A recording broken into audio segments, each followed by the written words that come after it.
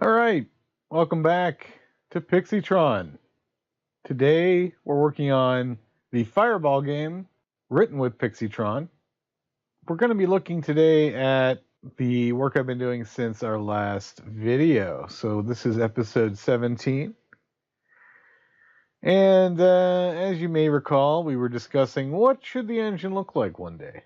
And ultimately, I've decided to go with MagicaVoxel. And I've been working in MagicaVoxel for about 2 days here and there, not 100% of the time, but using the drawings that were made from the Mixamo, I used these as reference to create tiny voxel people.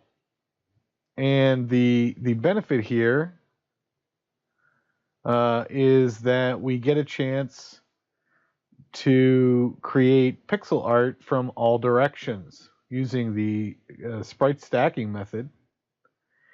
So you can see that the details have been transferred to this character, and I've been doing a lot of characters, and some are based on the models of others. They're all the same size and all the same scale.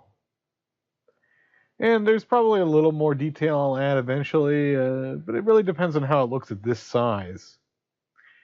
It's really nice looking. You've got some great features here. You can see all of the various parts as it renders into view. It looks like what it's supposed to look like.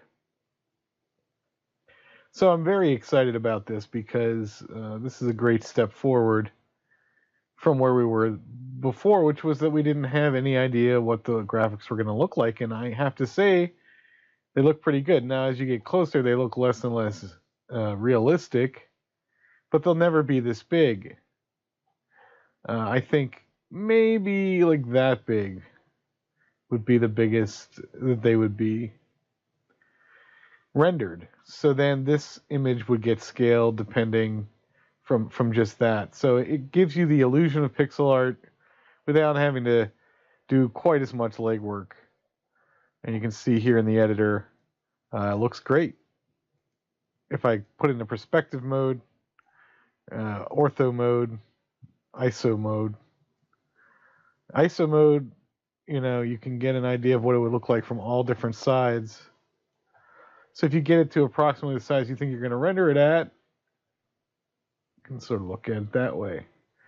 Now, there's not going to be any lighting, so that's going to change the way these characters look. But we'll deal with that when we deal with that. So just to remind you, let me bring up a couple of other characters, and I'm going to show you all the work I've been doing in MagicaVoxel. So, as you may recall, there's this guy. All right. And he's sort of like a cybernetic warrior, something like that. So I'm just going to open up one of my existing models. He is the Mandroid. All right. Yeah, sure. And this one was one of the harder ones to work on because of all the details in his suit to get it to look right. And,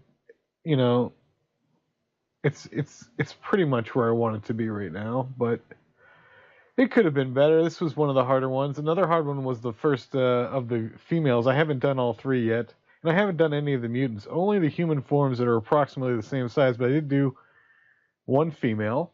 So let me just put this guy up side to side with his high resolution counterpart. So, it conveys the message. It's stylized and it looks cool. All right, I'm going to open up the girl. So the girl, it's hard to get curves in a square world, obviously. So at this resolution, she looks kind of crappy, but as she gets smaller, she looks better. And I was very careful to make sure that, actually, this is not entirely correct. I apparently forgot to save it.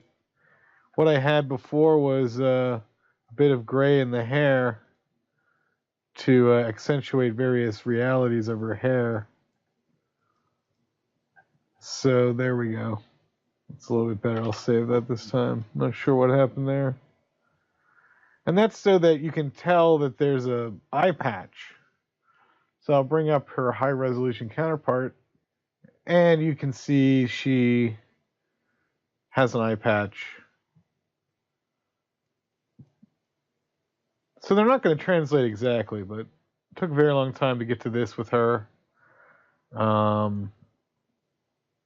I think I was testing her at this size, to be honest.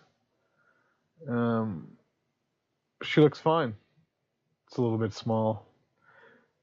It gets a little bit less curvy as you get closer, and then eventually it becomes this, which doesn't even make a lot of sense as a voxel art. So we're really shooting for like this range of size, maybe a little smaller.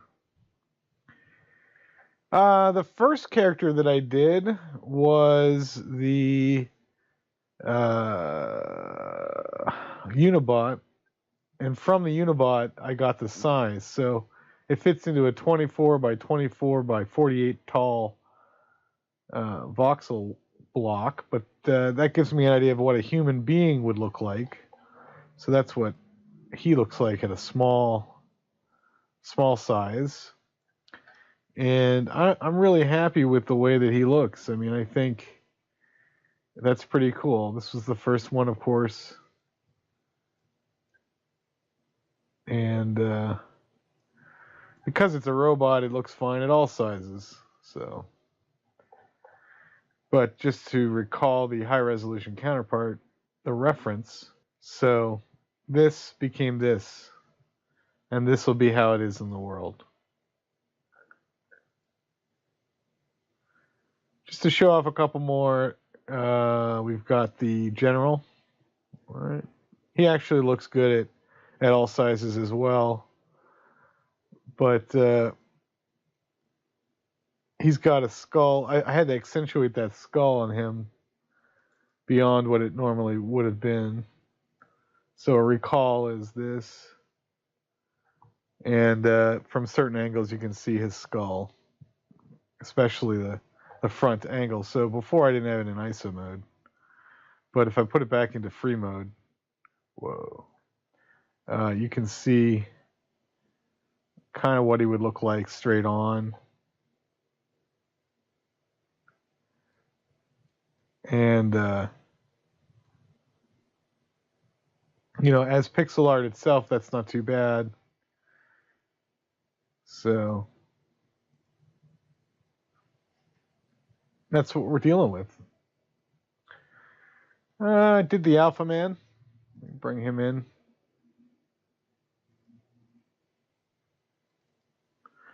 Now these are just the standing animations,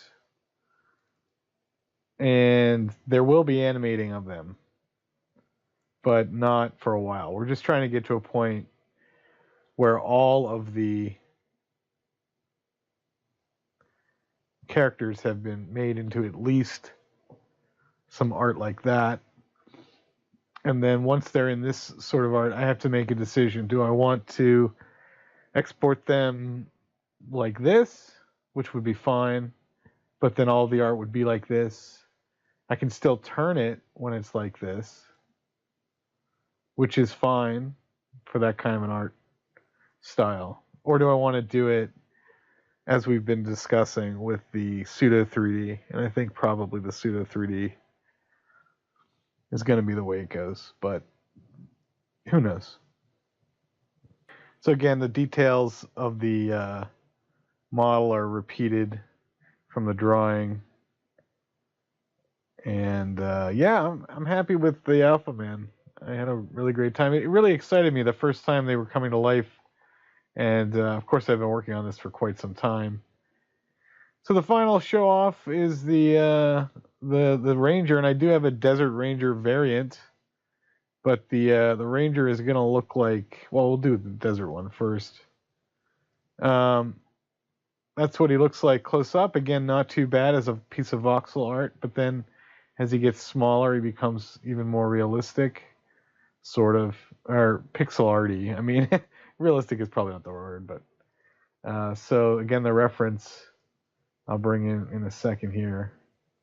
You've got him as a reference point there. So it's got his little specs on top, and the colors match, and he's got his tool belt, which is sort of muddled there in that view, but he's got his tool belt, all of his ammunition, his grenades, his lights, whatever.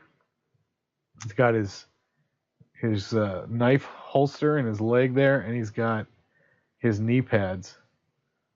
And some of these models were made a little bit more complex than I had anticipated, and that's because or the side effect of that will be animating them may be a little bit more difficult.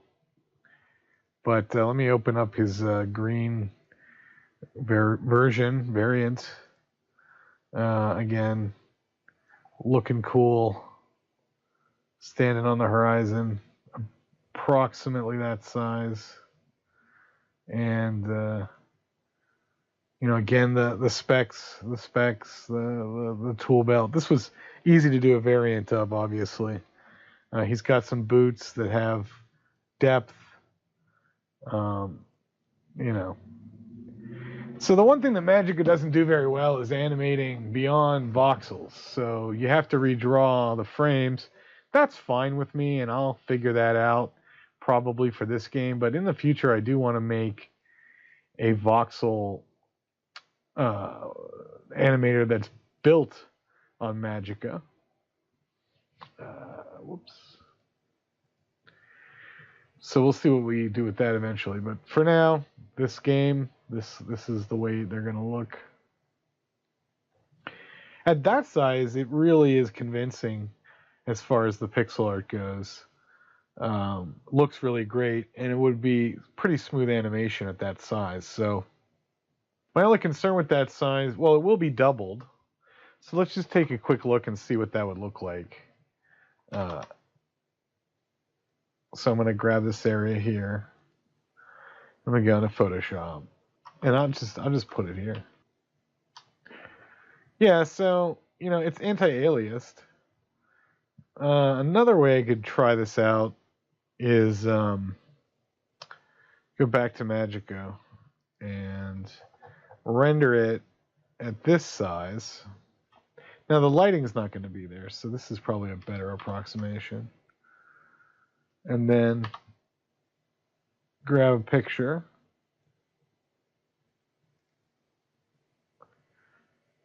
Go back into Photoshop, and I mean that looks great at that size. Let me hide the guides there. I mean that looks great. Imagine his arm moves up and he's got a weapon in it.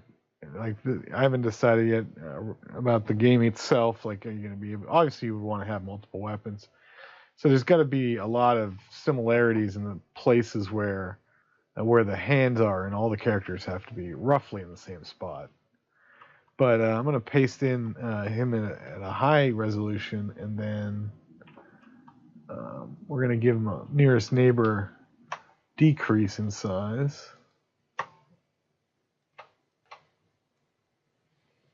Yeah, so you can see with more approximation exactly what he's going to look like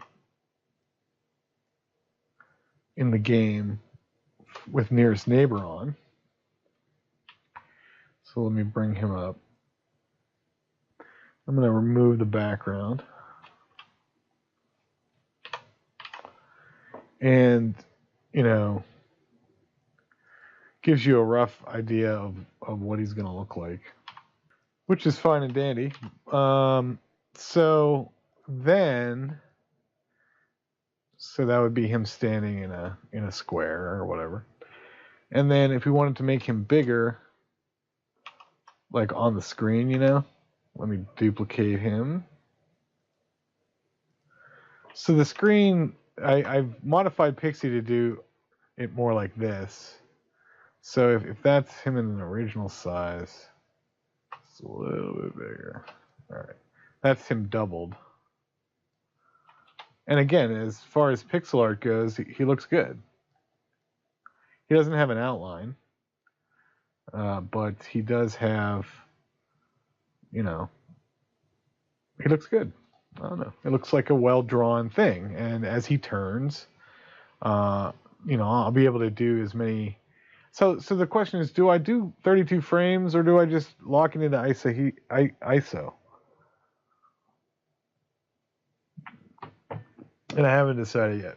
I mean, either way, it's isometric, but yeah, I don't know. I mean, we don't have to do a fully animated pseudo 3D game, but it looked like a pretty cool way to do things. So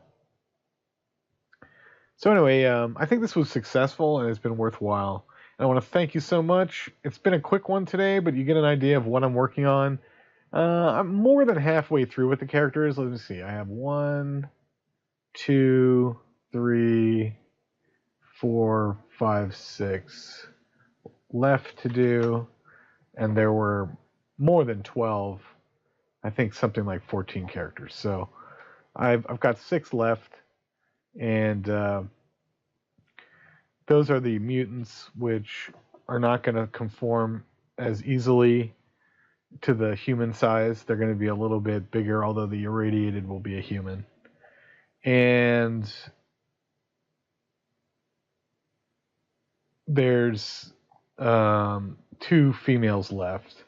And as I said before, they're probably the toughest because you can't really get a curve going. So things like hips and waist and breasts are hard to approximate. You have to sort of fudge them a little bit. And they have skirts and stuff like that. So I'm excited. It's going to look great. And what is great about Magica as well is that I'll be able to create all of the trees and just everything is going to look so cool once it's done. Take care. Thanks a lot. Patreon, subscribe, like, bell, and have a great day.